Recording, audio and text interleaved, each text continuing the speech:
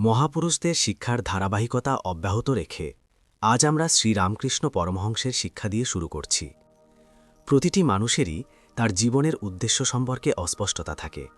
সে স্পষ্টভাবে দেখতে পারে না যে তার জীবনের লক্ষ্য কী, জীবনের উদ্দেশ্য সম্পর্কে শ্রীরামকৃষ্ণ পরমহংসের চিন্তাভাবনা কী। আমরা শুনেছি যে আপনি রাতে আকাশে এত তারা দেখতে পান, কিন্তু সূর্যোদয়ের পরে আপনি সেগুলি দেখতে পান না। কিন্তু আপনি কি বলতে পারেন যে দিনের বেলায় আকাশে কোনো তারা নেই? অজ্ঞতার অবস্থায় মানুষ ঈশ্বরকে দেখতে পারে না। অতএব কেউ বলা উচিত নয় যে ঈশ্বরের অস্তিত্ব নেই। এই বিরল মানবজন্ম লাভের পর যে এই জীবনে ঈশ্বরের কল্যাণের জন্য চেষ্টা করে না, তার জন্ম নিজেই অর্থহীন হয়ে যায়। কারোর অনুভূতি যেমনই হোক, লাভও হবে। ঈশ্বর একটি ইচ্ছাপূরণকারী গাছের মতো, যে তার কাছে যা চায় সে যা চায় তা পায়। একটি দরিদ্র ছেলে পড়াশোনা এবং কঠোর পরিশ্রম করার পরে হাইকোর্টের বিচারক হয় এবং মনে মনে ভাবে যে এখন আমি খুশি, আমি উন্নতির সর্বোচ্চ শিখরে পৌঁছেছি, এখন আমি খুব খুশি। তবুও ঈশ্বর বলেন, তোমার নিজেকে উপভোগ করা উচিত। কিন্তু যখন হাইকোর্টের বিচারক চাকরি থেকে অবসর নেওয়ার পর এবং পেনশন নেওয়ার পর তার অতীত জীবনের দিকে তাকান, তখন তিনি অনুভব করেন যে তিনি তার পুরো জীবন নষ্ট করেছেন। তারপর তিনি বলেন যে আমি এই জীবনে আর কি কম করেছি। এমনকি ঈশ্বরও বলেন যে তুমি কি ঠিক করেছ। এই পৃথিবীতে মানুষের দুই ধরনের প্রবণতা রয়েছে, জনমত এবং শিক্ষা।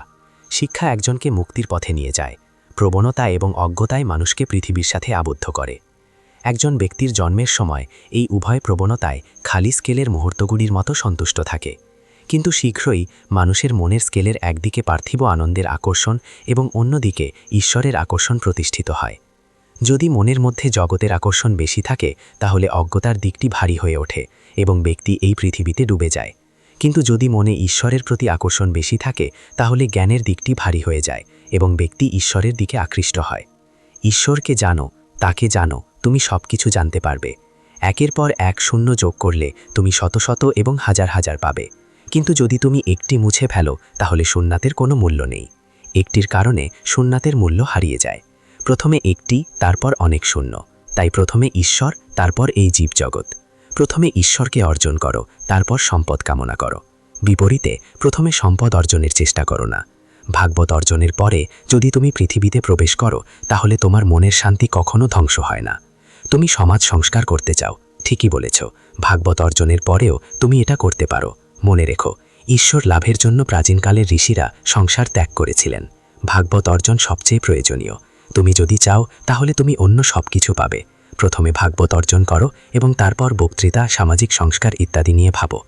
নতুন শহরে পৌঁছানোর পর প্রতিটি ভ্রমণকারীরই উচিত প্রথমে রাত কাটানোর জন্য একটি নিরাপদ থাকার ব্যবস্থা করা।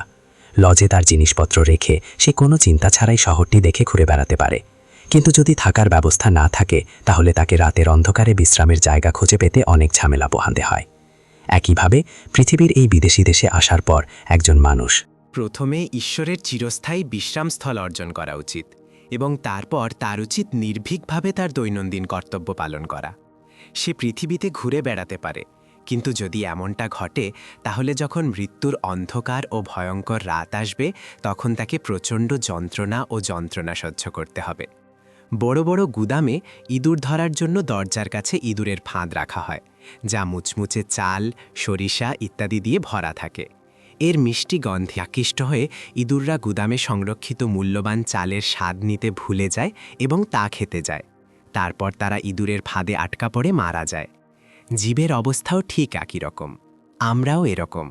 মহাবিশ্বের সর্বজনীন আনন্দের দ্বারপ্রান্তে অবস্থিত অনেক ইন্দ্রিয় সুখের সমৃদ্ধ জীব সেই আনন্দ অর্জনের জন্য কোনো প্রচেষ্টা করে না, বরং পৃথিবীর ক্ষণস্থায়ী অপবিত্র জগতে ডুবে যায় এবং মায়ার ফাঁদে আটকা পড়ে মারা যায়। একজন পণ্ডিত জিজ্ঞাসা করলেন, থিওসফিস্টরা বলেন যে মহাত্মা, সূর্য, চন্দ্র, তারা, দেবায়ন ইত্যাদির অস্তিত্ব বিভিন্ন জগৎ এবং তারা সত্য, এবং মানুষের সূক্ষ্ম দেহ এই সমস্ত স্থানে যেতে পারে। তারা এমন অনেক কথা বলেন। আচ্ছা মহারাজ, থিওসফি সম্পর্কে আপনার মতামত কি? শ্রীরামকৃষ্ণ বলেছেন যে ভক্তিই একমাত্র জিনিস যা ঈশ্বরের প্রকৃত অর্থ। ওই লোকেরা কি ভক্তির জন্য প্রচেষ্টা করে? যদি তাই হয় তাহলে ঠিক আছে। যদি তাদের লক্ষ্য ঈশ্বরের দর্শন লাভ করা হয়, তাহলে ভালো। কিন্তু মনে রাখবেন যে সূর্য, চন্দ্র, তারার জগৎ ইত্যাদির জগতে ডুবে থাকা ঈশ্বরকে অনুসন্ধান করা সঠিক উপায় নয়। তার পাদপদ্মে ভক্তি অর্জনের জন্য সাধনা করতে হবে। অত্যন্ত উদ্বিগ্ন হৃদয়ে তার কাছে প্রার্থনা করতে হবে। বিভিন্ন বিষয়ে ছড়িয়ে ছিটিয়ে থাকা মনকে বের করে সম্পূর্ণরূপে ঈশ্বরের উপর নির্ভর করতে হবে। আপনি এটিকে বেদ, বেদান্ত বা অন্য কোনো ধর্মগ্রন্থ বলুন না কেন, ঈশ্বর কারো মধ্যে উপস্থিত নন। তার জন্য উদ্বিগ্ন না হয়ে কিচ্ছু হবে না।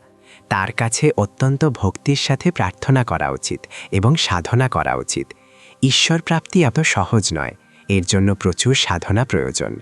সকল মানুষ কি ঈশ্বরের দর্শন পেতে পারবে? কাউকে সারাদিন ক্ষুধার্ত থাকতে হবে না। কেউ কেউ সকাল 9টায় খাবার পান, কেউ দুপুর 2টায় এবং কেউ কেউ সন্ধ্যায়। একইভাবে পরের জন্মে, এই জন্মের কোনো এক সময়ে অর্থাৎ এক জন্মের পর সকলেই ঈশ্বরের দর্শন লাভ করে। তুমি দর্শন পাবে। একটি ছোট শিশু ঘরে একা বসে খেলনা নিয়ে খেলছে।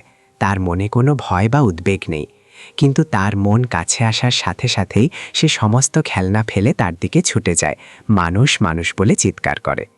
তুমিও বর্তমানে পৃথিবীতে সুখে খেলছ, চিন্তামুক্ত, সম্পদ এবং খ্যাতির খেলনা নিয়ে।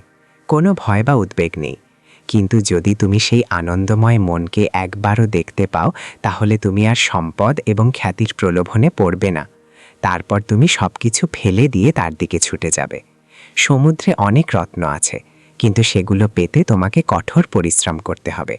যদি তুমি এক ডুবে একটি রত্ন না পাও, তাহলে সমুদ্রকে রত্নহীন মনে করো না। কয়েক ডুব দেওয়ার পরেও তুমি অবশ্যই রত্ন খুঁজে পাবে। একইভাবে ঈশ্বর লাভের পথে যদি আপনার প্রাথমিক প্রচেষ্টা ব্যর্থ হয়, যদি আপনি একটু অনুশীলনের পরেও ঈশ্বরকে দেখতে না পান, হতাশ হবেন না। ধৈর্য ধরে অনুশীলন চালিয়ে যান। শেষ পর্যন্ত আপনি অবশ্যই সঠিক সময়ে তাকে দেখতে পাবেন। চেতনা এবং আনন্দের মূর্তি প্রতীক ঈশ্বরের ধ্যান করুন এবং আপনি পরম আনন্দ লাভ করবেন। এই পরমানন্দ চিরকাল বিদ্যমান, কিন্তু অজ্ঞাতার কারণে লুকানো এবং হারিয়ে গেছে। এটি করা হলে পার্থিব জিনিসের প্রতি আপনার আকর্ষণ যত কম হবে, ঈশ্বরের প্রতি আপনার ভালোবাসা তত বেশি বৃদ্ধি পাবে।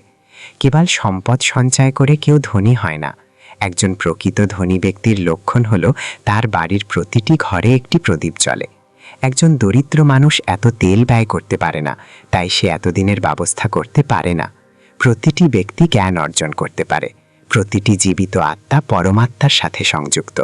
প্রতিটি বাড়িতে একটি গ্যাস পাইপ রয়েছে, যার মাধ্যমে গ্যাস কোম্পানি থেকে গ্যাস তোলা যায়। কেবল উপযুক্ত কর্মকর্তার কাছে একটি আবেদন পাঠান, গ্যাস পাঠানোর ব্যবস্থা করা হবে এবং আপনার বাড়িতে গ্যাসপাতি জ্বলতে শুরু করবে।